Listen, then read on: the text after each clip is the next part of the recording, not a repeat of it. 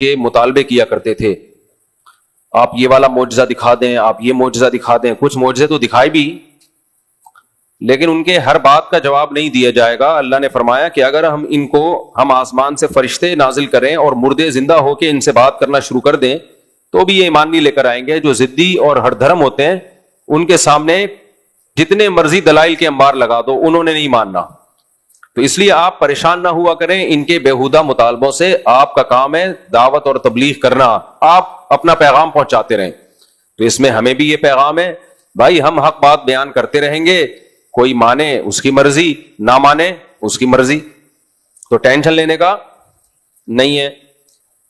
اچھا، اس میں ایک آیت یہ بھی ہے، چونکہ کچھ آیتیں میں ایسی بیان کرتا ہوں جس کی لوگ غلط تفسیر بتاتے ہیں، اس لیے میں وہ اس لیے بیان کرتا ہوں تاکہ غلط تفسیر سے لوگ ہوشیار رہیں، غلط تفسیر میں نہ پڑیں. یہ جو آیت ہے وَإِن تُطِعْ أَكْثَرَ مَنْ فِي الْأَرْضِ يُضِلُّوكَ عَنْ سَبِيلِ اللَّهِ، اے نبی آپ اگر زمین میں اکثریت کی اتباع کریں گے تو یہ آپ کو اللہ کے راستے سے گمراہ کر دیں گے. آج کل اس کا ایک غلط مطلب بیان کیا جا رہا ہے. کوئی نیا فرقہ امت میں اٹھتا ہے، کوئی نئی بات لے کر آتا ہے مارکیٹ میں جو اس سے پہلے کبھی کسی نے سنی نہیں ہوتی.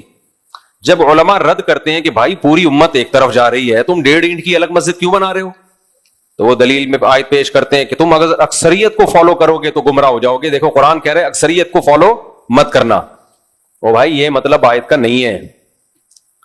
یہ نبی صلی اللہ علیہ وسلم کے دور میں نازل ہوئی جب اکثریت کافروں کی تھی، دنیا شرک اور کفر سے بھری ہوئی تھی.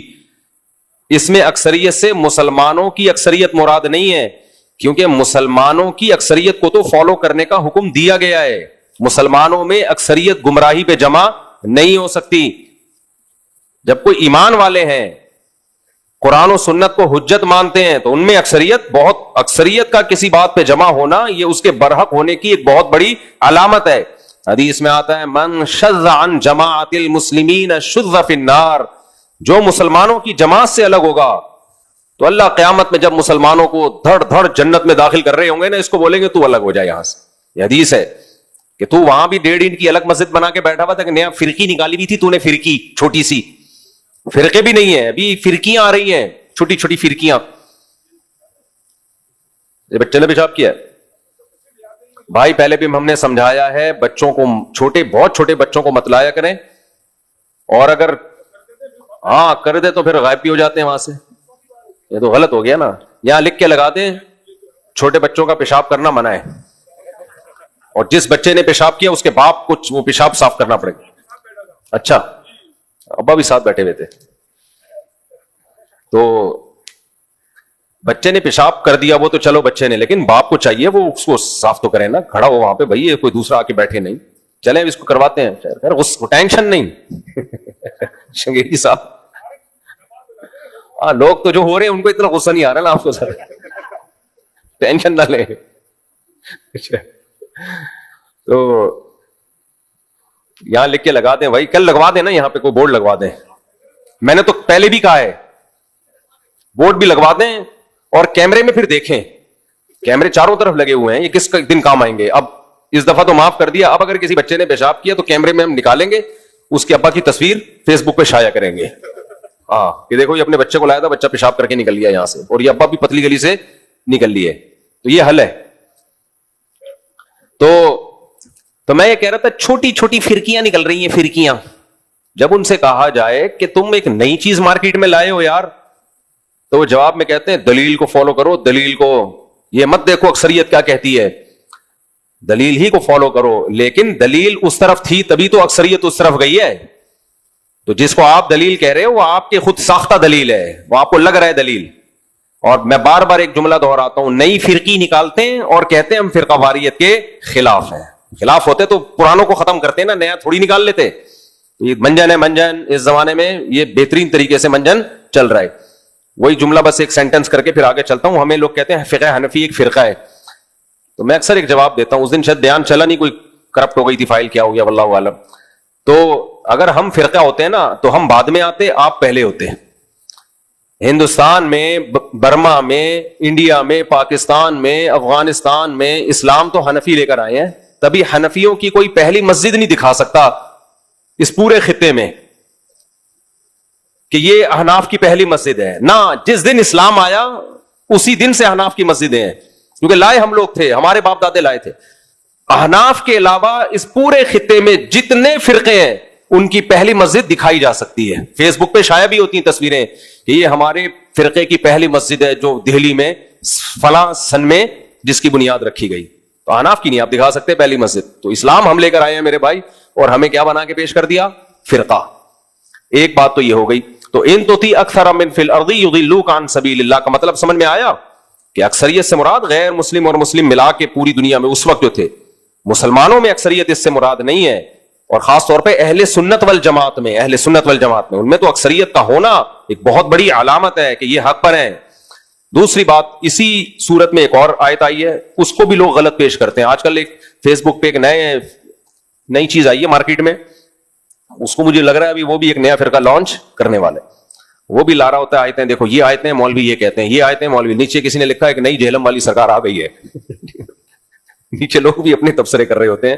تو بیوہ لگتی نہیں ہے کہیں سے بیوہ وہ، تو اس کا بھی نیا حکیم قبلہ حکیم سے شادی ہوئی نا، تو پتہ نہیں حکیم صاحب کا ہونے والا کیا ہے. تو مجھے غصہ اس عورت پہ اس لیے کہ اپنے شوہر کی برہنہ ویڈیو شائع کی اس نے. کوئی عورت یہ کام کرے اس کی عزت اب سوسائٹی میں ختم. اتنا بڑا جرم کیا آپ اپنے شوہر کی آپ نے برہنہ تصویریں شائع کر دی یار. تو یہ تو اس سے بڑا تو جرم کوئی ہو نہیں سکتا. تو اس لیے مجھے اس سے ذرا بھی ہمدردی نہیں ہے. تو حکیم صاحب سے ہمدردی ہے کہ دوبارہ نہ بیوہ ہو جائے وہ. تو وہ کوئی ویڈیو اس کی آئی ہوئی تھی، کسی نے لکھا کہ کاش فیس بک پہ تھوکنے کا آپشن ہوتا. اتنی ٹیکنالوجی نے ترقی کی ہے مگر یوٹیوب اور فیس بک پر تھوکنے کا آپشن لائک اور ڈس لائک کرنے کا ہے، تھوکنے کا بھی آپشن ہوتا. خیر، تو ایک تو یہ آیت کا غلط مطلب. دوسرا ایک اور آیت جو آج کل ایک نئی فرقی آئی بھی ہے اس نے پڑھنا شروع کر دی، اور یہ بھی لوگ بہت سارے پڑھ رہے ہیں. وہ کیا ہے؟ ان الذین فرقوا دینہم وکانوا شیعا لست منہم فی شیء. جنہوں نے اپنے دین کے ٹکڑے کر دیے اور ٹکڑوں میں تقسیم ہو گئے، اے نبی آپ کا ان سے کوئی تعلق نہیں ہے. تو یہ آیت پیش کی جاتی ہے فرقوں کے خلاف کہ دیکھو یہ اتنے سارے فرقے ہیں، یہ فلانا فرقہ ڈمکانا فرقہ. اس آیت کا مطلب کیا ہے؟ جو دین برحق سے ٹوٹ کے الگ ہو گئے، دین برحق سے ٹوٹ کے الگ ہو گئے، جو دین برحق پر قائم ہیں تو وہ تو فرقوں میں شامل ہی نہیں ہے. جو دین برحق سے ٹوٹ کے الگ ہو گئے، تو یہ آیت آپ جب پڑھیں جب آپ اپنے بارے میں ثابت کریں کہ ہم دین برحق سے ٹوٹ کے الگ نہیں ہوئے، ہم اسی دین برحق اور اسی کو فالو کرنے والے مسلمانوں کی جماعت میں سے ہیں، تو یہ بھی آپ کے خلاف آیت جا رہی ہے کہ جو جمہور امت سے ہٹیں گے، نیا فرقہ بنائیں گے، اس پہ یہ آیت منطبق ہوتی ہے. اور جو جمہور امت سے جڑے ہوئے ہیں، بے شک کسی بھی نام سے ہوں، وہ فرقوں میں داخل نہیں ہے، کیونکہ جمہور امت میں فروعی اختلافات ہمیشہ سے رہے ہیں. ان فروعی اختلافات کی بیس پہ کوئی حنفی ہے، کوئی شافعی ہے، تو یہ فرقوں میں شامل نہیں ہے، کیونکہ بیس سب کی ایک ہی ہے، قرآن اور سنت. اس کو سمجھنے میں اگر اختلاف ہوا ہے تو ہوتا رہے. وہ تو صحابہ میں بھی اختلاف تھا، وہ تو تابعین میں بھی اختلاف تھا، وہ تو تبع تابعین میں بھی اختلاف تھا. پھر تو پوری امت ہی جہنم میں جائے گی، بچے گا کون؟ یہ 4-6 آدمی رہ جائیں گے جو میں اکثر بیان کرتا رہتا ہوں. 4-6 آدمی رہ جائیں گے، سارے ہی برباد ہو جائیں گے. پھر تو امت بہت بڑی تعداد میں جنت میں جائے گی، ہمیں حدیث سے پتہ چلتا ہے. اور ان نئے نئے اسکالرز کو آپ جب سنتے ہو تو ایسے لگتا ہے 4-6 آدمیوں کے علاوہ کوئی جنت میں جانے والا نہیں ہے، سارے گھاس کھا رہے ہیں. تو یہ بھی آیت کا غلط مطلب پیش کیا جاتا ہے. اب ہم آگے چلتے ہیں دوسری آیتوں کی طرف. سورہ انعام میں اللہ نے ایک حکم ہمیں یہ بھی دیا، وما لکم اللہ ولا تأکلوا مما لم یذکر اسم اللہ علیہ. جس جانور پر اللہ کا نام نہ لیا جائے اسے مت کھایا کرو. یورپ امریکہ جانے والوں، جاپان میں رہنے والوں، حلال گوشت تلاش کیا کرو. صرف ٹھپوں سے گزارا نہیں ہوتا. وہاں بعض لوگوں نے حلال ٹھپے بنائے ہوئے، جو آ رہا ہے دے دنادن ٹھپے پہ ٹھپا، حلال حلال حلال. ایسا نہیں ہوتا. آپ کو تحقیق کرنی پڑے گی کہ ہینڈ سلاٹر سے باقاعدہ اللہ کا نام لے کے ذبح کیا گیا ہے کہ نہیں کیا گیا، اس وقت تک وہ گوشت حلال نہیں ہوگا. باہر ملکوں میں اس کی بہت تحقیق لازم ہے. اور یہ مشینی ذبیحہ بھی حلال نہیں ہے. اس پہ میں پہلے کئی بار دلائل دے چکا ہوں، اب دوں گا تو پھر ساری تفسیر کا لیکچر ہمارا اسی پہ چلا جائے گا. ہاتھ سے باقاعدہ اللہ کا نام لے کے ذبح کیا گیا ہو، ادروائز آپ کے لیے وہ میٹ کھانا حلال نہیں ہے. سمجھتے ہو؟ لوگ کہتے ہیں ایکچولی مجبوری ہے. کوئی گوشت کھانا فضیلت ہے، مجبوری نہیں ہے. ہندو سبزیاں کھا کھا کے 100 سال بھی جی لیتے ہیں. تو ہم ویجیٹیرین ہیں نہیں، ہم گوشت خور ہیں، لیکن حلال ملے تو گوشت خور کا مطلب یہ نہیں ہے کہ جو بھی گوشت مل گیا متزل ہلا لیا, جو ملا کھا لیا, ایسا نہیں ہے. حلال گوشت کھائیں گے, ہینڈ سلوٹر ہو. مشینی ذبیحہ کو ہم حلال نہیں سمجھتے, کیونکہ مشین کو تھوڑی نام لینے کا کوئی اس کا یا اس کے ذبح کا ہو. اسی میں اللہ نے یہ بھی فرمایا وَذَرُوا ظَاهِرَ الْإِثْمِ وَبَاطِنَا, ظاہری گناہوں کو بھی چھوڑو, چھپے ہوئے گناہوں کو بھی چھوڑو.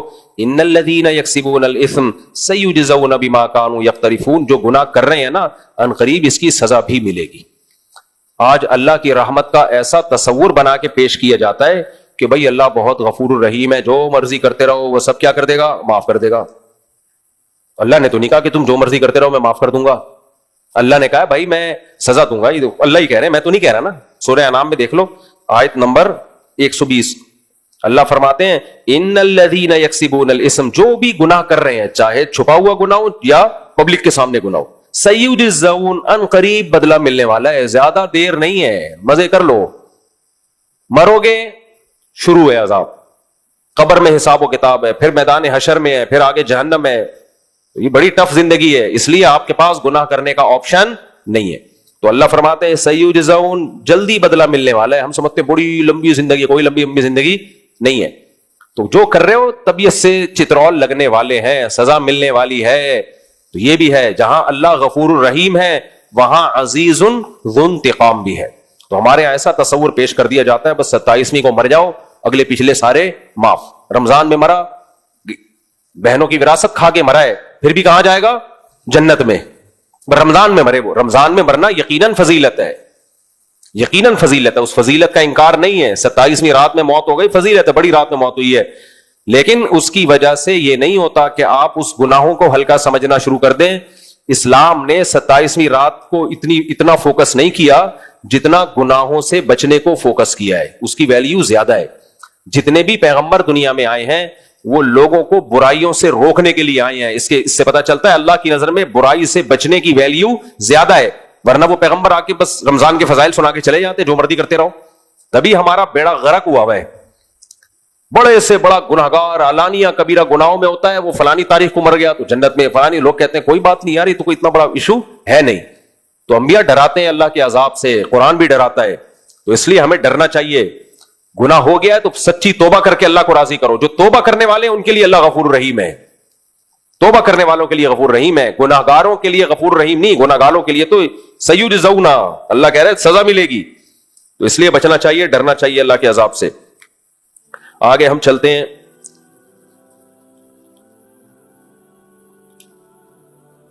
اس آیت سے یا معشر الجن قد استکثرتم من الانس, اللہ نے قرآن میں فرمایا جنات سے خطاب کر کے کہ تم انسانوں سے تعداد میں زیادہ ہو. اس سے ہمیں یہ بھی پتہ چلتا ہے کہ جنات کی آبادی انسانوں کی آبادی سے زیادہ ہے. سائنس نہیں مانتی جنات کو تو نہ مانے, سائنس انکار بھی نہیں کر سکتی. بھائی جو چیز آپ کی پہنچ سے بالا تر ہے تو آپ کو کیا پتا وہ ہے یا نہیں ہے. سائنس نے کبھی یہ دعویٰ کیا ہی نہیں ہے کہ ہم نے سب کچھ ہمیں پتا چل گیا ہے. بہت ساری مخلوق اللہ نے ایسی بنائی ہے جو مادی مخلوق ہی نہیں ہے, تو وہ ٹریس کیسے ہو سکتی ہے. تو بس ہمارا یہ ایمان ہے, اللہ نے جنات کو بنایا, پیدا کیا, اللہ کی مخلوق ہے, اور انسان کو نقصان پہنچانے کی کوشش بھی کرتی ہے وہ مخلوق. تو انہی کے توڑ کے لیے اللہ نے ہماری حفاظت کے لیے فرشتے بھی رکھے ہیں. وَيُرْسِلُ عَلَيْكُمْ حَفَظًا, وہ فرشتے بھی نورانی مخلوق ہیں, وہ بھی ہمیں سمجھ میں نہیں آتے. اب دیکھو صدیوں پہلے اگر کوئی سائنسدان بتاتا کہ ہم جو بھی کھاتے ہیں دہی میں اتنے جراثیم ہوتے ہیں, اتنے کیڑے ہوتے ہیں, کوئی مان لیتا؟ کہتے ہیں پاگل ہو رہا ہے کہ دہی میں کیڑے کہاں سے آ گئے اور ان چیزوں میں کیڑے کہاں سے آ گئے. کچھ بھی نہیں ہے. جب خوردبینیں ایجاد ہوئی تو وہ دہی میں آپ خوردبین سے دیکھو تو اتنے موٹے موٹے کیڑے تیرتے ہوئے نظر آتے ہیں. آپ کھانا ہی چھوڑ دو گے ایک دہی.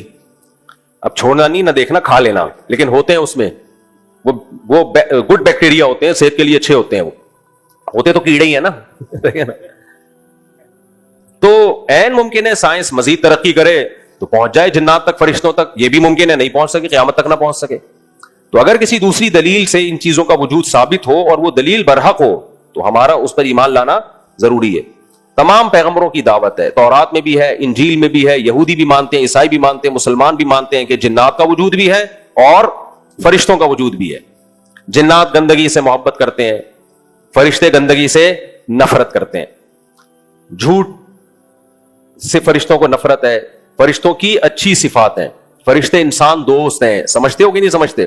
باقی جنات کو ماننے کا مطلب یہ ہرگز نہیں ہے کہ عاملوں پہ ایمان لے آؤ. عاملوں کے پاس جنات منات نہیں ہوتے. یہ ابھی پاگل لوگ ہیں, بیوقوف بنا رہے ہوتے ہیں تمہیں بیٹھ کے. تو ہاں یہ ضرور ہے کہ عاملوں کو جنات نے قبضے میں لیا ہوا ہوتا ہے. ان کے قبضے میں جنات نہیں ہوتے, یہ کس کے قبضے میں ہوتے ہیں؟ جنات کے قبضے میں. اور پھر جو ان کے پاس جاتا ہے جنات اس کا راستہ دیکھ لیتے ہیں کہ یہ بھی آ رہا ہے, اس سے پتہ چلتا ہے کہ یہاں بھی ہمارا منجن بکے گا, تو پھر جنات اس کو تنگ کرتے ہیں. تو جو جاتے ہی نہیں عاملوں کے پاس تو وہ ان کو کچھ بھی نہیں ہوتا.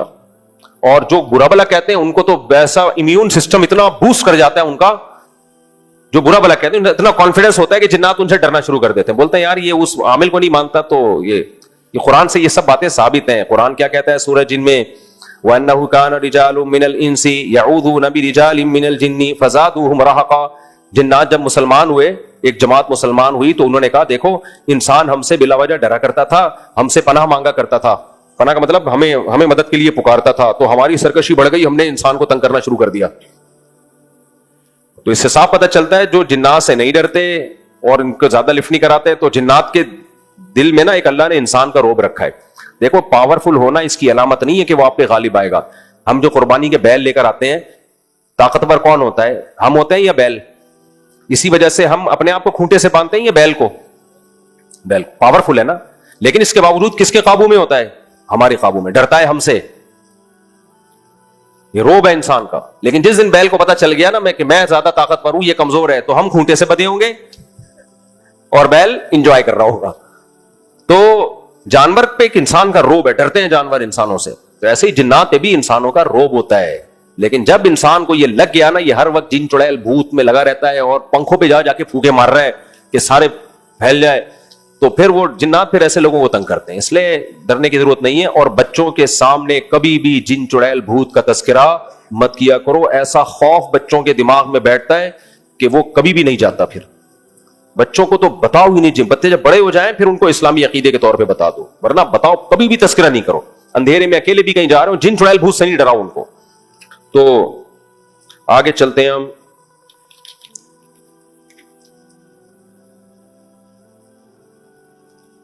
اللہ نے 4 جانوروں کا خاص طور پہ ذکر کیا, 8 جانوروں کا. من الضأن اثنین ومن المعز اثنین. اللہ اپنی نعمتیں بیان کرتا ہے اور مشرکین کی حماقتیں کہ اپنے اوپر بلا وجہ کی حلال چیزوں کو حرام کیا ہوا ہے. تو اللہ کہتے ہیں دیکھو میں نے تمہارے لیے 4 جانور پیدا کیے, جن کا نر بھی حلال اور جن کی مادہ بھی حلال. سب سے پہلے اللہ نے شروع کیا دمبے سے. من الضأن, دمبا اور بھیڑ یہ سب اسی میں آتے ہیں, چکی والا بھی اور بغیر چکی والا بھی. میں بڑا مزہ آتا ہے جب میں آیت پڑھتا ہوں. من الضأن اثنین, اللہ کہتے ہیں دمبوں میں نر بھی اور مادہ بھی دونوں قسمیں حلال کر دی میں نے. قل آذکرین حرم ام الانثیین, بتاؤ نر کو میں نے حرام کیا یا مادہ کو؟ کسی کو بھی حرام نہیں کیا. تو تم خود سے کیوں حرام کرتے ہو؟ مشرکین نہ بتوں کے نام پہ چھوڑے چھاڑے کوئی پٹانگ حرکتیں کر رہے ہوتے تھے. تو آج ہم نے دمبے کو تو حرام نہیں کیا, لیکن دمبے کی چکی کو ڈاکٹروں نے حرام کر دیا ہے اور ہمیں کوکنگ آئل پہ لگا دیا کہ دمبے کی جو چکی ہے نا, جو اس کا گھی قدرتی گھی ہے, دمبا پوری زندگی وہ گھی کا ڈبہ اٹھا کے گھومتا ہے. اتنا بڑا بوجھ کہ میں جب کٹوں گا تو بازار سے آئل مت خریدنا. اللہ نے گھی کا انتظام بھی ساتھ میں کیا ہوا ہے, بس کوئلے نہیں لگائے اس کے ساتھ, ورنہ پورا, کیونکہ کوئی کوئلوں پہ پکا کے کھاتا ہے, کوئی دیگچی میں پکا کے کھاتا ہے, تو اس لیے کوئلے نہیں ہے. لیکن جس گھی میں دمبے کا گوشت پکنا تھا وہ گھی کا ڈبہ اللہ نے پورا کا پورا ڈبہ چکی والے دمبے کے ساتھ لگا دیا. اتنی ٹیسٹی اس کی چربی ہوتی ہے نا, اتنی مزے کی ہوتی ہے, ویسے ہی کھا جاؤ مکھن کی طرح. کیا کیا ڈاکٹروں نے؟ ایکچولی یہ جو کھاؤ گے نا, ایکچولی یہ کولیسٹرول بڑھے گا تمہارا, فیٹ ہے اور موٹے ہو جاؤ گے اور یوں ہو جاؤ گے. کیا کھائیں؟ یہ آئل کھائیں آپ جو بازار سے مل رہا ہے نا, آئل, پیکنگ کا آئل, جس کا پتہ نہیں کہ بلیچ ڈال کے صاف کر رہے ہیں یا تیزاب سے دھو کے صاف کر رہے ہیں. اس کو نہیں کر رہے تیزاب سے, لیکن ایسا نہ ہو کہ آپ. لیکن بھائی اللہ نے جو پیدا کیا ہے وہ نیچرل ہے. زندگی, ساری زندگی انسان وہی کھاتے آئے ہیں. مجھے یہ حقیقت کیسے پتا چلی میں بتاؤں آپ کو. میں تو ڈاکٹروں کے لیکچر سنتا تھا, شروع سے مجھے عادت ہے. ڈاکٹر کہتے ہیں چربی نہیں کھاؤ, یہ یوں جم جائے گی آنتیں اور پیٹ خراب ہو جائے گا, فلانا ہو جائے گا, ڈمکانا ہو جائے گا. میں اکثر اپنا ایک واقعہ بیان کرتا ہوں. میرا پیٹ بہت خراب رہتا تھا, میری عمر تھی 24 سال اس وقت. بیزار ہو گیا تھا میں پیٹ کا علاج کر کر کے, اور صحت خراب ہوتی جا رہی تھی ڈیلی. میں سردیوں میں چلا گیا, چمن نہیں ہے چمن, وہاں کوئی دورہ سرف وغیرہ کرنے کے لیے, جو کوئٹہ سے آگے. شدید ترین سردی تھی, مجھے لوگ بولتے مر جاؤ گے وہاں جا کے, اتنی سردی ہے کیا کر رہے ہو. وہاں علماء نے بھی بولا بھائی تمہیں کھانسی ہے, پیٹ تمہارا خراب ہے, اور تم یہاں گئے سردیوں میں. میں نے کہا بھائی میں کچھ اب ماحول چینج کرنا چاہتا ہوں. میں 2 مہینے باہر رہا. اب جب 2 مہینے رہا ہوں تو دمبے کو چربی میں پکا کے کھلاتے تھے وہ. میں نے کہا یہاں تو بیڑا غرق ہو جائے گا صحت. یہ تو اتنی بھاری بھرکم چیز ہے چربی چکی, اور کھاتے بھی ایسے تھے پوری پوری چربی اٹھا کے. کمال ہو گیا. میں نے جب وہ چربی مجبوراً کھانا شروع کی خودکشی کی نیت سے, تو میرا پیٹ بھی صحیح ہو گیا. میری وہ ساری بیماریاں جو ہر وقت کھانسی نزلہ وہ بھی ختم. اور 2 مہینے بعد جب میں آیا تو میرے بچپن کے دوستوں سے آپ پوچھو, وہ کہہ رہے تھے میک اپ کر کے آیا. یہ جھوٹ بول رہا ہے, یہ ایک لالی لگائی ہوئی ہے اس نے. ایسے میرا منہ سرخ لال ٹماٹر بن چکا تھا. ہمارے دوست اب آپ کہتے تھے یار یہ کچھ گڑبڑ ہے, یہ اتنا سرخ نہیں ہو سکتا کوئی 2 مہینے میں. ایسے ماشاءاللہ میری صحت بن گئی تھی, اور موٹاپا نہیں آیا. یہ نہیں کہ توند نکل گئی ہو, کچھ بھی نہیں. چہرہ بھر گیا ایسے زبردست, لال لال ڈورے آنکھوں میں آ گئے تھے, اور نزلہ کھانسی سب ختم. جس دن میں یہاں پہنچا, یہاں رمضان تھا, تو میں نے کیا کیا, میں نے وہی جو ڈاکٹروں کا جو کوکنگ آئل اس پہ آ گیا میں دوبارہ. 2 دن نہیں لگے ہوں گے, پیٹ کا وہی بیڑا غرق ہو گیا جو 2 مہینے پہلے تھا. تو یہ میرا اپنا تجربہ ہے کہ نیچرل جو ہے نا, نیچرل اس میں بیماریاں نہیں ہیں. بیماریاں ان چیزوں میں ہیں جو آپ کی صحت کے لیے ڈبوں میں بنا کے بیچی جا رہی ہیں. تو مجھے خود خیال ہوا کہ یار خدا نے جو چربی بنائی ہے اس کو ہم اٹھا کے پھینک دیتے ہیں, اور کمپنیاں جو ہمیں آئل بنا بنا کے کھلا رہی ہیں وہ ہم کیا کرتے ہیں, کوکنگ آئل میں کھانا پکا کے کھا رہے ہیں. تو میں تو پھر ڈاکٹروں سے بدگمان ہو گیا. ڈاکٹر کہتے ہیں ایکچولی نہیں. اب سنا ہے کہ ڈاکٹر لوگ بھی کہہ رہے ہیں چربی کھاؤ یہ چھوڑ دو. ہاں ایک بات ضرور ہے کہ جب چربی کھاؤ تو کام بھی چربی والے کرو. اگر آپ کی کوئی فزیکل ایکٹیویٹی نہیں ہے, چلنا پھرنا بھاگنا دوڑنا کچھ بھی نہیں ہے, تو میرے بھائی پھر تو آپ خربوزہ کھا کے بھی مرو گے. ہاں پھر تو کچھ بھی کھاؤ گے مرو گے آپ. تو اگر کسی کو چربی کھانے سے دل کے مسائل پیدا ہو رہے ہیں, بلڈ پریشر ہائی ہو رہا ہے, تو یہ چربی کا قصور نہیں ہے, اس کا جو لائف اسٹائل ہے وہ نیچرل نہیں ہے. وہ کھا شیروں والی خوراک رہا ہے اور کام بکریوں والے کر رہا ہے. سمجھتے ہو گے نہیں سمجھتے؟ تو جب شیروں والی خوراک, شیر تو کھاتا ہے گوشت اور چربی, تو شیروں والی خوراک جب کھائے تو اسٹائل بھی کیسا ہونا چاہیے, شیروں والا. چال بھی بھاگنا, تو شیر تو بھاگتا ہے, تگڑ تگڑ بھاگ کے شکار کرتا ہے, چیتا بھاگ کے شکار کرتا ہے. بکری کو شکار کے لیے بھاگنے کی ضرورت نہیں ہے, گھاس کہیں بھاگی جا رہی ہے وہیں کھڑی ہوئی ہے. کیا خیال ہے؟ تو پھر وہ چربی کا قصور نہیں ہے. تو اللہ نے قرآن میں بھی ذکر کیا. اور چربی کی فضیلت ایک اور بھی آپ کو بتا دوں میں, لیکن کھانا اپنی ذمہ داری پہ مرمرا گئے تو میرے اوپر کیس نہیں کر دینا. ڈاکٹر سے پوچھ لینا, آخر میں آنا تو ڈاکٹر کے پاس ہی ہے. دوسرا چربی کی فضیلت قرآن سے پھر ایک اور عالم نے بتایا. انہوں نے بولا دیکھو یار, ہم جو کوکنگ آئل کھاتے ہیں پیکنگ کے, پکوڑے تل تل کے اور فلانا کر کر کے, بڑی زبردست انہوں نے توجہ دلائی. انہوں نے کہا قرآن میں کیا آتا ہے, وَحَرَّمْنَا عَلَيْهِمْ شُحُومَهُمَا. یہودی نے گناہ کیے, بنی اسرائیل نے موسیٰ علیہ السلام کو ستایا, تو اللہ نے ان کے گناہوں کی وجہ سے اونٹ کی, گائے کی چربی ان پہ حرام کر دی. بیل کی چربی بھی حرام. جانوروں کا گوشت کھانے کی اجازت ہے, چربی کو ہاتھ لگانے کی اجازت نہیں ہے. تو اگر چربی نقصان دہ چیز ہوتی تو یہودیوں پہ گناہوں کی وجہ سے حرام ہوتی, یا پینلٹی لگتی کہ اب تو تم نے یہی کھانی ہے, چربی کھانی ہے. حرام کرنا گناہوں کی وجہ سے اس کی علامت ہے کہ تم سے اللہ ناراض ہے, چربی کی نعمت اللہ تم سے چھین رہا ہے, یہ نعمت اب تمہیں نہیں ملے گی. سمجھتے ہو گے نہیں سمجھتے؟ تو بیل کی چربی کھایا کرو. اس دن تو پھر میں نے 2 سال پہلے میں نے اونٹ کیا تھا نا, تو اونٹ جب میں نے حلال کیا, اونٹ میں چربی بہت کم ہوتی ہے, تو میں نے تو اس کی ساری سفید چربی جمع کر کے اس کو پگھلا کے گھی بنا کے رکھ لیا. پھر میرے پراٹھے اسی میں بنتے تھے, کوئی ذرا بھی ہیک نہیں ہوتی. ہم بچپن سے بچوں کو سکھاتے ہیں دیکھو چھیچڑا ہے, یہ ہیک اسمیل آ رہی ہے, اس میں سے اسمیل آ رہی ہے, تو بچوں کو پھر دیسی کی عادت ہی نہیں پڑتی. تو آرٹیفیشل چیزوں میں ٹیسٹ بہت زبردست ہوتا ہے وقتی طور پر, لیکن بچوں کو دیسی کی شروع سے عادت ڈالو. آج بچوں کو دودھ پیتے ہوئے اسمیل آتی ہے, ڈبے کا دودھ پیتے ہوئے کچھ بھی نہیں آتا. حالانکہ ڈبے کا دودھ نہیں پیو میرے بھائی, یہ کھلا دودھ پیو, کھلا دودھ, تو اس میں غذائیت ہے. خیر کہاں سے کہاں ہم چلے گئے. تو اگر چربی بری چیز ہوتی, بقرعید میں کیا کیا کرو, چربی کا گھی نکال کے رکھ لیا کرو, پراٹھے اسی میں بنایا کرو. ڈاکٹر پراٹھوں سے منع کرتے ہیں, اتنا بھی ہم ڈاکٹروں کو لفٹ کرا لو, بال کھانا جو ہے اس چربی میں پکایا کرو, اور پھر تھوڑا بھاگم دوڑم بھی کیا کرو, تھوڑا بھاگا دوڑا بھی, ورنہ پھر مر جاؤ گے. تو پھر مجھے نہیں کہنا کہ اب تم نے مارا اس کو, وہ پھر تم اپنی کوئی کام ہی نہیں ہے تو پھر مرو گے ہی نا, ظاہر ہے. تو اللہ نے قرآن میں کیا فرمایا, دمبے کا سب سے پہلے تذکرہ کیا اللہ تعالیٰ نے. من الضأن اثنین, اللہ کہتے ہیں ہم نے دمبے میں نر اور مادہ دونوں کیا کر دیے, حلال. سمجھتے ہو؟ اور پھر اس پہ بہت سارے واقعات ہیں چربی کی فضیلت پر. ایسے غریبوں کو میں نے دیکھا, ایک غریب لوگ کیا کرتے تھے, اتنے صحت مند, میں نے کہا ان کو بیچاروں کے گھر میں کھانے کو روٹی ہے نہیں, سارے مستڈے لال ٹماٹر کی طرح, اور ایسی ان کی ہیلتھ. تو پھر کچن میں جب جا کے دیکھا تو پتا چلا یہ غریب لوگ قربانی کی چربی اکٹھی کرتے ہیں, اسی کو پگھلا کے بیچارے پورے سال چلاتے ہیں. وہ بیچاروں کو یہ اس چربی نے ان کے چہرے کو لال ٹماٹر جیسا کر دیا. اور جو ڈیفنس کا کروڑ پتی آدمی ہے, اس کے پاس چونکہ کوکنگ آئل کے پیسے ہیں, لہذا وہ کوکنگ آئل کھا کھا کے چہرے کا رنگ کیا کر رہا ہے, اڑا رہا ہے. یہ جو چہرے پہ رونق ہے نا, یہ چربی کھائے بغیر نہیں آ سکتی, یہ ذہن میں رکھنا. دیکھو ویجیٹیرین جو ہوتے ہیں نا, ویجیٹیرین جو مسلمانوں کے چہرے پہ چمک اور رونق ہوتی ہے, وہ ویجیٹیرین کے چہروں پہ نہیں ہوتی. چہرے پہ رونق گوشت کے بغیر آ نہیں سکتی, گوشت چربی کے بغیر. لیکن بہرحال آپ ڈاکٹر سے پوچھ کے کھا لینا, تو مرو گے تو مجھے نہیں پکڑنا پھر. خیر ہم آگے چلتے ہیں. آگے اللہ فرماتے ہیں وَمِنَ الْمَعْزِ اثْنَيْنِ, اسی طرح بکری میں سے بھی دونوں, بکرا بھی حلال اور بکری بھی حلال, تو بکرے کا گوشت بھی ہے. اور آگے اللہ نے فرمایا وَمِنَ الْإِبِلِ اثْنَيْنِ, اونٹ میں بھی نر اونٹ بھی حلال اور مادہ اونٹ بھی حلال. تیسرے نمبر پہ اللہ نے اونٹ کے گوشت کا تذکرہ کیا, اور چوتھے نمبر پہ اللہ نے گائے کا تذکرہ کیا. وَمِنَ الْبَقَرِ اثْنَيْنِ, کہ گائے میں بھی بیل بھی حلال اور گائے بھی تمہارے لیے حلال. بھینسا اور بھینس بھی گائے ہی کی جنس میں شامل ہے, وہ بھی اسی آیت میں خود بخود داخل ہو گئے. تو یہ 4 قسم کی نعمت اللہ خاص طور پہ بیان کر رہا ہے. پوری دنیا میں ان 4 جانوروں کا گوشت بہت زیادہ کھایا جاتا ہے, تو اس میں کچھ تو ہے نا. بچوں کے لیے گائے کا گوشت بہت مفید ہے, خوب سمجھ لیں. بچوں کو گائے کے گوشت سے پرہیز نہ کرایا کریں. جو بڑا آدمی بیمار ہو جائے وہ بچے گائے سے, لیکن بچوں کے لیے گائے کا گوشت کھلائے. بکرے سے زیادہ اچھا بچوں کے لیے کون سا گوشت ہے, گائے کا. میں بعض ملکوں میں گیا ہوں, وہاں گائے کا گوشت مہنگا ہے بکرے سے بھی. کہتے ہیں گائے میں پروٹین زیادہ ہے. ابھی افریقہ میں ہو کر آیا, بکرے کو تو کوئی پوچھتا ہی نہیں, وہاں گائے کے لیے تو لوگ ترستے ہیں. گائے کا گوشت مہنگا ہے, 4-5 ہزار میں پورا بکرا مل جاتا ہے پاکستانی, 4-5 ہزار میں. میں تو چھپڑ میں لیگیج میں بکرے لانے کے موڈ میں تھا, لیکن اجازت نہیں ہے.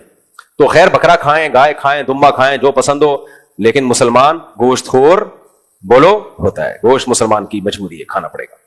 ہم ویجیٹیرین ہو نہیں سکتے. ہمارے مذہب نے اتنی ساری گوشت کی فضائل ہمیں بیان کر دی ہیں کہ اب مجبوری ہے ہماری, گوشت کھانا ہماری مجبوری بن چکے ہیں. انٹرنیٹ پہ آ رہے ہیں بہت سارے نا ہندو ڈاکٹروں کے کلپ آ رہے ہوتے ہیں, گوشت میں یہ نقصان ہے, یہ سبزی کھایا کرو, یہ کھایا کرو. میں سوچ رہا ہوں کہ ایسے ڈاکٹر کی دعوت کر کے اس کو ایک دفعہ دمبے کو چربی میں پکا کے نا, اور پہلے بھوک لگاؤ, اس کو ٹائٹ قسم کی بھوک لگاؤ, اس کے بعد دمبے کو چربی میں پکا کے کھلاؤ, بول مزہ آیا کہ نہیں آیا. تو وہ کہے گا آج سے گوشت دکھاؤں گا. خیر ہمارے ایک دوست کے ساتھ واقعہ ہوا. ہمارے ایک بھائی, میرے بڑے بھائی تو اسٹاک ایکسچینج میں نا, تو وہاں ایک ہندو, وہ گوشت نہیں کھاتے تھے, ان کے دوست تھے. بھائی نے اس کو سمجھایا کھاؤ. ایک دن گوشت کی بریانی کھلائی, وہ بڑا خوش. اگلے دن وہ بھائی نے اس سے پوچھا کہ وہ آیا, کہتا اب تو میں دبا کے گوشت کھا رہا ہوں نا. چند دن بعد آئے. بھائی نے کہا گوشت تو مہنگا ہے, کیسے اتنا گوشت کیسے خرید رہے ہو؟ کہہ رہے جتنے کوے منڈیر پہ بیٹھے سب کھا گیا. یا تو کھا نہیں رہے تھے, اب کھانے پڑے تو کیا کھانا شروع کر دیے, سارے کوے کھا گئے. اللہ بچائے بھائی. آگے ہم چلتے ہیں, یہ اسی میں آیت آئی وعلی الذین ہادوا حرمنا علیہم شحومہما ومن البقر والغنم حرمنا علیہم شحومہما. اللہ کہتے ہیں گائے کی چربی بھی حرام کی تھی ہم نے یہودیوں پر, اور بکرے اور بکریوں کی چربی بھی حرام کی تھی. چربی نہیں کھانا تم, خالی گوشت کھاؤ روکھا روکھا. اور میرے خرچے پہ, استغفر اللہ, میرے خرچے پہ نہیں, یہ میں نے کیا کہہ دیا, میرے مشورے پہ ایک دفعہ آپ بریانی کوکنگ آئل کے بغیر پکائیں, گوشت جس میں چربی زیادہ ہو, رواج ہو, چربی ہو, پکا کے دیکھیں, مجھے بھی کھلا دینا. پھر مزہ نہ آئے پیسے واپس, نہ وہ پیٹ پہ بوجھ بنے گی. کوکنگ آئل میں پکی ہوئی بریانی لذت میں بھی کم ہوتی ہے اور میدے پہ بوجھ بھی بنتی ہے. کوکنگ آئل نہ ڈالیں آپ اس میں, آپ کیا کریں, اسی کا جو گھی ہے نا, یعنی گوشت ایسا لیں جس میں چربی زیادہ ہو, رواج زیادہ ہو, رواج بھی چربی ہی کی طرح کا ہوتا ہے, اس میں آپ پکائیں, مزہ نہ آئے پیسے واپس. اور باسمتی چاول ہونا چاہیے, سیلا چاول نہیں. سیلا چاول پیڑ میں ایسے پتھر بنتا ہے جا کے. تو باسمتی چاول میں, چربی والے گوشت میں آپ بریانی پکائیں, آئل الگ سے نہ ڈالیں, مزہ نہ آئے پیسے واپس. اگر پھر بھی پیٹ خراب ہوا تو وہ مسالے کی وجہ سے ہوگا, جو آپ نے بازار کا مسالہ لیا ہے, یہ بتا رہا ہوں. اگر مسالہ بھی گھر کا ہو تو پھر بالکل پیٹ خراب نہیں ہوگا, اور بہت جلدی ہضم بھی ہو جائے گی, گھر کا مسالہ ہو. اگر آگے چلتے ہیں, آپ بولیں گے کون سا کچن چینل کھول کے بیٹھ گیا ہوں میں, تو اللہ نے اس میں بھی بتایا کہ بھائی آگے ہم چلتے ہیں بس جلدی جلدی. قل تعالوا اتل ما حرم ربکم علیکم. اب مشرکین نے نا خامخواہ کی چیزیں, گوشت نہیں کھاؤ تو یہ نہیں کھاؤ تو فلاں, جیسے ہندو لوگ بھی اپنے مذہب کے حساب سے یہ کہتے ہیں بھائی سبزیاں کھاؤ, گوشت کیوں کھا رہے ہو. تو اور ہمارے ہاں بھی جو صوفی ٹائپ کے لوگ ہیں, یہ نہیں کھاؤ وہ نہیں کھاؤ, نہاری کیوں کھا رہے ہو, اس میں مغز کیوں ڈال رہے ہو, یہ مفتی لوگ ہیں. مفتی ایسے ہوتے ہیں کھانا کھا رہے ہیں بیٹھ کے, کباب کھا رہے ہیں بیٹھ کے, ریبوں میں گھوم رہے ہیں بیٹھ کے, یہ کون سے مفتی ہیں؟ تو یہ کانسیپٹ ہمیشہ سے چلا آ رہا ہے. تو اللہ نے بتایا کہ بھائی اللہ کو اس سے کوئی غرض نہیں ہے کہ تم حلال نعمتوں سے لطف اندوز ہو رہے ہو. نہ اللہ جن چیزوں سے ناراض ہوتا ہے آؤ ہم تمہیں وہ بتاتے ہیں. بہت اہم آیت ہے یہ. قل تعالوا اتلوا ما حرم ربکم علیکم, اے نبی ان سے کہہ دیجیے آؤ میں تمہیں بتاتا ہوں حرام کیا ہے, کن چیزوں سے تمہارا رب ناخوش ہوتا ہے. نہاری اور دمبے کی کڑھائی وڑائی سے تمہارا رب ناخوش نہیں ہوتا. ہم تمہیں بتاتے ہیں جو کرنے کے کام ہے ان کو فوکس کرو. آج ہم لوگ انہی کام کو فوکس نہیں کر رہے. سب سے پہلا کام کیا ہے؟ لا تشرکوا بہ شیئا, اللہ کے ساتھ کسی کو شریک مت کرو. وبالوالدین احسانا, اللہ کے بعد سب سے بڑا حق کس کا ہے؟ ماں باپ کا. ماں باپ کے ساتھ تمہارا بیہیویئر اچھا نہیں, بہت اچھا ہونا چاہیے. احسان اچھے کو نہیں کہتے, بہت اچھے کو بولتے ہیں. بہت اچھا سلوک ہونا چاہیے ماں باپ کے ساتھ. ولا تقتلوا اولادکم من املاق, غربت کے خوف سے اپنی اولاد کو قتل مت کرو. ماں کے پیٹ میں پریگننسی کو ضائع کر دینا کہ ہماری آمدن کم ہے, وہ بھی اسی قتل میں داخل ہے. کیوں؟ اللہ فرماتے ہیں نحن نرزقکم وإیاہم, تمہیں بھی ہم روزی دیں گے ان کو بھی روزی دیں گے. وہ تمہاری اولاد بعد میں, ہماری مخلوق پہلے ہے. نسل روکنا بھی اسی میں داخل ہے, کیونکہ ہم نسل روکتے ہیں یہ کہہ کے اپنی اولاد کو, انسانوں کو روک رہے ہیں. اللہ کہتے ہیں یہ میری مخلوق پہلے ہے. انسان کو دوسری مخلوق پر تو اللہ نے تصرف دیا ہے, جانوروں پر. خود انسان کو انسان پر حق نہیں ہے کہ وہ یہ فیصلہ کرے کہ کتنے انسان دنیا میں آئیں گے کتنے نہیں آئیں گے. تو اس لیے یہ کام تم چھوڑ دو. یہ رزق کس کے ہاتھ میں ہے؟ اللہ کے ہاتھ میں.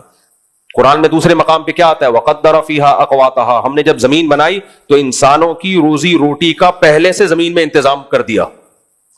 آپ مجھے ایک بات بتاؤ, آپ جب گھر میں کھانا پکاتے ہو تو جتنے مہمانوں کو بلایا ہوتا ہے اس سے کم کا پکاتے ہو یا احتیاطاً زیادہ کا پکاتے ہو؟ اللہ نے انسانوں کو پیدا کرنا ہے تو یہ کیسے ممکن ہے کہ روزی روٹی کم ہو جائے اور آبادی بڑھ جائے؟ اس کا مطلب خدا کا نظام ناقص ہے. پھر قدر فیہا قواتہا, قرآن کہہ رہے ہیں زمین میں انسانوں کے لانے سے پہلے میں نے خوراک کے ذخائر رکھ دیے تھے اور اندازہ مینجمنٹ تھی. ہر چیز اپنے ٹائم پہ دریافت ہوگی. مینجمنٹ کا یہ مطلب ہے پہلے سے نظر نہیں آئے گا کچھ بھی, آبادی آتی رہے گی اور وسائل دریافت ہوتے چلے جائیں گے. کوئی سوچ سکتا تھا کہ سورج سے ہم اتنی بجلی بنائیں گے؟ ہم نے گھر میں پلیٹیں لگائیں, ماشاءاللہ ایسی بجلی بننا شروع ہو گئی. وہ ہمیں کہہ رہا ہے بھائی یہ کسی کو بیچو, آپ سولر کا پینل بڑا لگا لو تو بجلی شاپروں میں بھر بھر کے غریبوں میں بانٹنا شروع کر دو آپ, اور ہمارا ایک دل ابھی خرچ نہیں ہو رہا. سورج سے بجلی بن رہی ہے. کوئی سوچ سکتا تھا 50 سال پہلے؟ ابھی پتہ نہیں کیا کیا دریافت ہونے والا ہے. پورا زور لگایا ہوا بچے روکو, بس بچے روکو. اس کے نقصان کیا ہوگا؟ ہمارا جوانوں کا ریشو کم ہو جائے گا, کمانے والے کم کھانے والے زیادہ, تنزل کی طرف جانا شروع ہو جائیں گے. جن ملکوں نے یہ کیا ان کا یہ حال ہو گیا ہے. تو اس لیے اللہ نے اس سے بھی منع کیا. آگے اللہ فرماتے ہیں وَلَا تَقْرَبُوا الْفَوَاحِشَ مَا ظَهَرَ مِنْهَا وَمَا بَطَنَ, جتنے بھی بے حیائی کے کام ہیں چھپے ہوئے ہوں ظاہر ہوں. بند کمروں میں انٹرنیٹ پر فحش چیزیں دیکھنا, بند کمروں میں ٹک ٹاک پہ فیس بک پہ لڑکیوں سے دوستیاں لگانا یا کھلے عام یہ سب کچھ کرنا, سب اللہ کی طرف سے حرام. اللہ نے عورت تک پہنچنے کا ایک راستہ, وہ کیا ہے؟ نکاح. آج اس چیز کو فوکس نہیں کر رہے ہم. Girl friend boy friend system, لڑکیوں سے باتیں, دوستیاں, انٹرنیٹ پر فلمیں, بیہودہ چیزیں سب سوسائٹی میں چل رہی ہیں. اللہ کہہ رہے ہیں اس کے قریب بھی مت پھٹکو, بے حیائی کے کاموں کے قریب بھی مت پھٹکو. آگے ولا تقتلوا النفس التي حرم اللہ, کسی انسانی جان کا قتل مت کرو. بات پہ آج بندہ مارنا کوئی مسئلہ رہا نہیں ہے. اللہ کہتے ہیں ذالکم وصاکم بھی, اس کی اللہ تمہیں وصیت کرتا ہے. انسانی جان, اس میں اللہ نے مومن کا لفظ بھی نہیں کہا, کوئی بھی انسانی جان, چاہے مومن ہو چاہے کافر ہو. آج بات پہ بندے اڑا دیتے ہیں. آپ دیکھو کتنے مبارک شخصیت تھے مولانا سمیع الحق صاحب کے جو بیٹے تھے, میری چند مہینے پہلے ان سے گپ شپ ہوئی, دوستی ہوئی, اتنا انہوں نے اسلام آباد میں ملاقات ہوئی, اکرام کیا, اتنے پولائٹ آدمی, مجھے بار بار دعوت دے رہے آپ پکوڑا کھٹکائیں ہمارے مدرسے کا, مجھے اتنی ایک اچھا لگا, انہوں نے رسپیکٹ دی. جب اطلاع ملی کہ دھماکہ ہوا اور شہید ہو گئے, کوئی بات ہی نہیں ہے. کس قدر انسانی خون کو سستا کر دیا ہے ان لوگوں نے. تو اللہ کہہ رہے ہیں وَلَا تَقْتُلُوا النَّفْسَ الَّتِي حَرَّمَ اللَّهُ, کسی انسانی جان کو قتل مت کرو. ان کا کیا قصور تھا بھائی؟ ان کی آپ سے کیا دشمنی تھی یار؟ مسجدوں میں گھس کے نمازیوں کو اڑا دیتے ہیں بات پہ. اس دن قرآن میں آیت آئی تھی نا, جس نے کسی کو قتل کیا نا, سب سے بڑی سزا کس کی ہے؟ قاتل کی. فَجَزَاؤُهُ جَهَنَّمْ خَالِدًا فِيهَا, جہنم اس کی جزا ہمیشہ رہے گا. وَغَضِبَ اللَّهُ عَلَيْهِ, اللہ کا غضب بھی, اللہ کی لعنت بھی, اور بڑا عذاب اللہ نے اس کے لیے تیار کر کے رکھا ہے. اس لیے حقوق العباد میں جو سب سے پہلا حساب و کتاب ہوگا نا, وہ قاتلوں سے ہوگا, کیونکہ ان کا ظلم سب سے بڑھ کر ہے. اس سے بڑا ظلم انسانیت پہ ہو نہیں سکتا کہ آپ کسی انسانی جان کو قتل کر دیں. تو بات بات پہ فتوے بھی لگا دیتے ہیں, فلاں گستاخ فلاں نے توہین کی, اڑا دو, پھوڑ دو, مار دو. اس دن ایک بچی کی ویڈیو آئی جس کے باپ کو توہین کا الزام لگا کے قتل کر دیا گیا. ایسے بلک کے رو رہی تھی, اتنا ترس آیا کہ میرے باپ تو نبی صلی اللہ علیہ وسلم سے محبت کرتے تھے, ہمارے ابو آتے تھے, ہمیں پیار کرتے تھے, ہمیں گھمانے لے کے جاتے تھے, وہ جوان باپ کا جنازہ گھر میں دیکھ رہی ہے, مارنے والا مار کے چلا گیا اور ہیرو بھی بن گیا. یہ آپ کو یہ دہشت گردی صرف پاکستان میں ملے گی, کہیں بھی نہیں ہے. یہ بھائی یہ قانون بنا ہوا ہے, لا بنا ہوا ہے, آپ کیس کرو, عدالت کو نیوٹرل ہو کے آپ کیس کی سماعت تو کرنے دو نا. توہین کے کیسز میں ہوتا کیا ہے, پہلے 50-100 بندہ 200-250 بندہ ایس ایچ او کے سر پہ کھڑا ہوتا ہے, ایف آئی آر کاٹ ورنہ تیری گردن اڑا دیں گے. تو وہ جو ایف آئی آر کاٹے گا وہ عدل پر مبنی ہوگی ہے بھائی. پھر اگر وہ ایف آئی آر نہیں کاٹتا, اس کو اپنی جان کا خطرہ, کاٹ دیتا ہے تو کیس چلتا ہے کورٹ میں, پھر جج عدالت کے باہر 2000 بندہ کھڑا ہوا ہوتا ہے کہ اس کو پھانسی کی سزا سنا ورنہ تیری گردن اڑ جائے گی. یہ چل رہا ہے پاکستان میں, اور یہ ہوائی باتیں نہیں ہیں, مشاہدے پر مبنی واقعات ہیں. کتنے بے گناہ لوگوں کو جیل کی کوٹریوں میں ڈال دیا, صرف اپنی ذاتی دشمنی نکالی, کوئی کیس بنا کے اس کے اوپر ڈال دیا. تو یہ ہو رہا ہے انسانی جان, اور مذہب کے نام پہ مار دو, مذہب کے نام پہ مار دو. انسانی جان کا قتل ہلکی چیز نہیں ہے, اس کے بہت سخت ثبوت ہونے چاہیے, اس کے بہت پاورفل ثبوت. توہین رسالت کا قانون یہ ہے کہ مرتکب کی سزا قتل ہے, بالکل ٹھیک قانون ہے, لیکن توہین کو ایکسپلین کون کرے گا؟ زبان کی لڑکھڑاہٹ, بولنا کچھ چاہ رہا تھا نکل کچھ اور گیا, یا کوئی علمی بات ہے جو بیان کر رہا ہے, اس کا مقصد توہین نہیں ہے, کوئی علمی چیز ہے. تو ان چیزوں پہ فوراً فتویٰ لگا دینا, اگلے کی زندگی بھی نہ دیکھنا کہ بھائی یہ کیوں توہین کرے گا, اس کا کیا دماغ خراب ہے کیا؟ بات بات پہ فتوے لگا دیتے ہیں, اور جو مارتا ہے وہ ہیرو بن کے آ جاتا ہے. تو یہ غلط ہے, یہ بھی انسانی جان کے قتل میں یہ چیز شامل ہے. اگر کسی کی زبان لڑکھڑاتی, آپ اس کو اپنی بات کو ایکسپلین کرنے کا موقع دو. پھر اگر کوئی علمی اختلاف بیان کر رہا ہے تو اس کے دلائل سنو. کچھ بھی نہیں سنا جاتا, دھڑ دھڑ دھڑ فتوے, وہ اس نے اٹھا کے ادھر بندہ مار دیا, اس نے اٹھا کے ادھر بندہ مار دیا, اور مارنے والا ہیرو بن جاتا ہے. پھر اس مارنے والے کی مذمت میں کوئی بیان نہیں دے سکتا. کوئی مذمت میں بیان دے گا, اگلے دن وہ آیا ہوا ہوگا اخبار میں, اس کو بھی اڑا دیا. سرگودا میں کیا ہوا ہے, وہ ایک مقدس اوراق کا ایک ادارہ ہے, تو وہ کیا کرتے ہیں, سب سے مقدس اوراق جہاں بھی اللہ رسول کا نام کسی کاغذ پہ لکھا ہو لے کے نا جمع کرتے ہیں, کہیں دور لے جا کے دفن کر دیتے ہیں. میں نے ان سے کہا یار تم اتنی ٹینشن اٹھا رہے ہو تو یہاں گڑھا کھود کے ان مقدس اوراق کو جلا دیا کرو تاکہ لوگوں کے پاؤں میں نہ آئے. فقہاء نے بیان کیا بھائی مقدس اوراق جو ہے, جو قرآن ہے کوئی بوسیدہ ہو جائے تو جلا دیا جائے تاکہ اس کے نقوش مٹ جائیں. کہتے ہیں کیا بات کر رہے ہو, ہم نے یہاں ایک دن ایسا کیا کہ ہم نے ایسے جلایا, وہ تھوڑی سی آگ نکلی, کہیں اڑوس پڑوس میں خبر پہنچ گئی کہ یہ قرآن کو جلایا ہے. اس وقت میڈیا بہت فاسٹ نہیں تھا. اب یہ جو جلا رہے تھے یہ توہین کی نیت سے نہیں بلکہ توہین سے بچانے کے لیے کہ پاؤں میں نہ آئے. کہہ رہے فوراً تھانے میں گیا, ہمارے لیے تو جان چھڑانا مشکل ہو گیا, پتہ نہیں کس طریقے سے جان چھڑی ہے. میں نے کہا شکر کرو میڈیا اس وقت اتنا فاسٹ, 20-25 سال پرانی بات ہے, ورنہ ایک ویڈیو فیس بک یوٹیوب پہ آنی تھی تمہاری بوٹیاں نوچ کے لوگ کووں کو کھلاتے. حالانکہ وہ بیچارہ کر کیا رہا ہے, مقدس اوراق کی حفاظت. تو جو مقدس اوراق کی مقدس شخصیات کی حفاظت کرنے والے, ساری زندگی ان کی تعظیم پہ بیان کرنے والے, انہی پہ فتوے کس کے لگ جاتے ہیں؟ توہین کے. تو انسانی جان کا قتل ہلکی چیز نہیں ہے. اس کو ایسا نہیں ہے کہ جو اڑا دو اس سے کوئی جنت نہیں ملے گی. اس بچی پہ مجھے اتنا ترس آیا جس کے باپ کو مار دیا, یار کیسے بلک بلک کے رو رہی ہے وہ. تو انسان کے لیے پورا گھر چل رہا ہوتا ہے کسی شخص سے, آپ نے اڑا دیا, اپنی ڈھڑک پوری کر لی اور ہیرو بھی بن گئے آپ.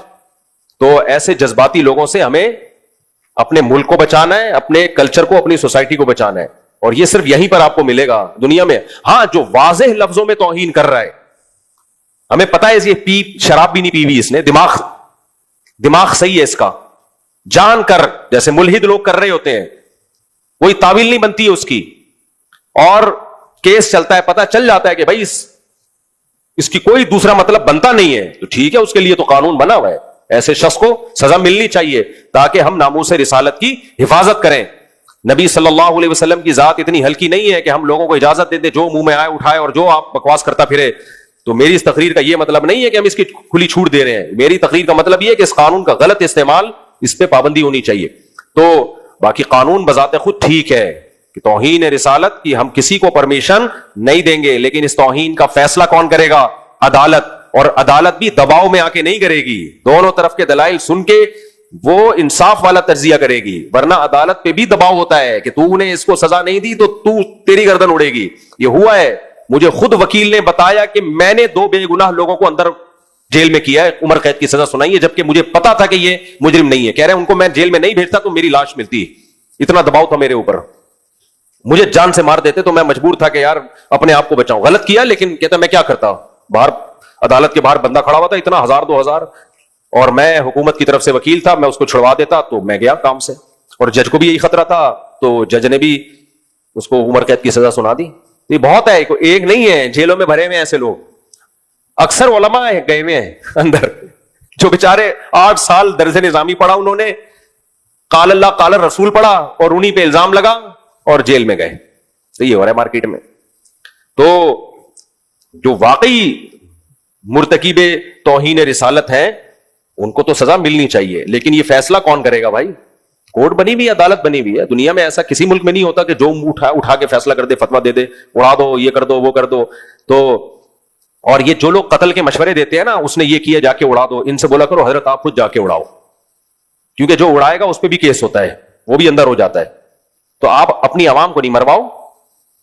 جنت میں جانے کا آپ کو بھی شوق ہے نا، یہ بندوق پکڑیں آپ خود تشریف لے جائیں خود. تو یہ خود جاتے ہوئے ڈرتے ہیں، یہ عوام کو بس مشورے دے رہے ہوتے ہیں. ان کو پتا ہے وہی جائے گا جیل میں، اور وہی پھر وہ ایک اور ہیرو جنازے میں آ جائیں گے آگے اس کے.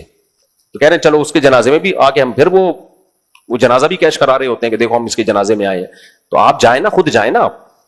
تو اس میں اللہ نے کیا فرمایا؟ انسانی جان کو قتل مت کرو، اس کی اللہ تمہیں وصیت کرتا ہے. آگے فرمائے، جلدی سے بس یہ رکو پڑھ لیتا ہوں، وَلَا تَقْرَبُوا مَالَ الْيَتِيمِ، یتیم کا مال کھانا تو دور کی بات، قریب بھی مت پھٹکو. یتیم کا مطلب یہ نہیں کہ عیدی سینٹر سے یتیم کے چپل چوری کر کے کھانا. یتیم کا مطلب ہے آپ کے باپ کی ڈیتھ ہو گئی، اب چھوٹے بھائی بھی ہیں آپ کے. تو عام طور پر وہ بڑے بھائی جو اس وقت بیان نہیں سن رہے، وہ چھوٹے بھائیوں کی وراثت ہڑپ کر جاتے ہیں، چھوٹی بہنوں کی وراثت بھی ہڑپ کر جاتے ہیں. اللہ کہتے ہیں یتیم کا مال ہے، یہ آگ کا انگارہ ہے، اس کی حفاظت، بیوہ کو بھی اجازت نہیں ہے اپنے یتیم بچوں کا مال کھانے کی. فرمایا وَأَوْفُوا الْكَيْلَ وَالْمِيزَانَ بِالْقِسْطِ، ناپ تول میں کمی مت کیا کرو. ایسا مت کرو کہ اپنا حق لینے کی باری آ رہی ہے تو پورے گن گن کے، حق دینے کی باری آ رہی ہے تو ڈنڈی مار رہے ہو. ایتھوپین ایئر لائن سے ہم لیپ ٹاپ لے کر آئے، یہاں چائنا والا نکلا ڈبہ ہی چینج، صحیح ہے نا، پیسے لیگیج کے پورے لیے، یہاں مال کیا کر دیا؟ چینج کر دیا. تو یہ پہلی دفعہ نہیں ہوا، ورنہ میں ایتھوپین ایئر لائن کا نام نہ لیتا، کیونکہ مجھے اور بھی لوگوں کی کمپلینس ملی ہیں کہ ہمارے ساتھ بھی ایسا ہوا ہے. تو میڈیا کا اتنا فائدہ تو اٹھائے نا. تو اللہ نے فرمایا ناپ تول میں کمی مت کرو. وَإِذَا قُلْتُمْ فَاعْدِلُوا وَلَوْ كَانَ ذَا قُرْبَىٰ، رشتہ دار کو بھی ناحق فیور مت کرو. اگر تمہیں پتا ہے تمہارا رشتہ دار غلطی پر ہے تو اس کو فیور مت دو. آگے فرمایا اس اور احکام ہے، پھر یہ سورہ بنی اسرائیل میں اور تفصیل کے ساتھ ہیں تو انشاءاللہ میں وہاں بیان کروں گا. اس کے بعد سورہ اعراف شروع ہوئی ہے. سورہ اعراف میں اللہ نے آدم علیہ السلام کا واقعہ بیان کیا کہ انسانیت کی ابتدا کیسے ہوئی ہے. یہ بھی دلچسپ واقعہ ہے لیکن وقت ہمارا کافی زیادہ ہو گیا. اللہ تعالی ہمیں سمجھنے کی اور عمل کی توفیق عطا فرمائے. باقی انشاءاللہ کل. وما علینا